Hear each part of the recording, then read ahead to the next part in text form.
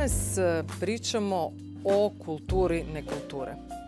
O tome zaista koliko često psujemo ili koristimo riječi kojima baš i nije mjesto u normalnom komuniciranju.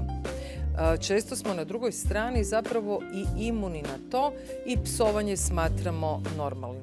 No međutim, psovanje nije i ne bi trebao biti dio svakodnevnog rječnika.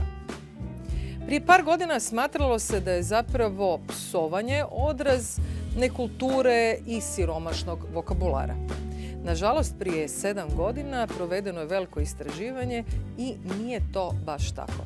Dapače, znanstvenici su potvrdili da oni koji psuju zapravo imaju još bogatiji rječnik. Ne znamo iz koje su pozicije išli, ali rezultati su takvi. Ne znamo da li psujete u autu ili kada se udarite, ali činite to svakako izvan poslovnog okruženja. U poslovnom okruženju vrijedi jednostavno pravilo. Ako ne možete reći ništa dobro, bolje je šutjeti, dakle ne govoriti ništa. Psovanje je i dalje ružna navika koje se treba kloniti. Ako želite mali test o tome koliko zaista psujete, jednostavno je. Ono što će vam trebati u poslovnom okruženju je malo sitnih eura i jedna šalica ili čaša u koju ćete ubacivati kovanice svaki puta kad kažete nešto neprimjereno ili opsujete. I dakle, ako na kraju tjedna imate dovoljno za jedan ozbiljan gablec, psujete previše.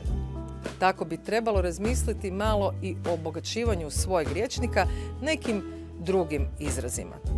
Ako ste mislili da smo mi Hrvati oni koji imaju najsočnije psovke, jako se varate. U Europi to su definitivno Mađari. Kao što im je hrana jaka i začinjena, upravo takve su im i psovke. No međutim, ja ipak predlažem da mi se više držimo možda mediteranske ishrane i upravo takvog komuniciranja, uravnoteženog i nešto jednostavnijeg.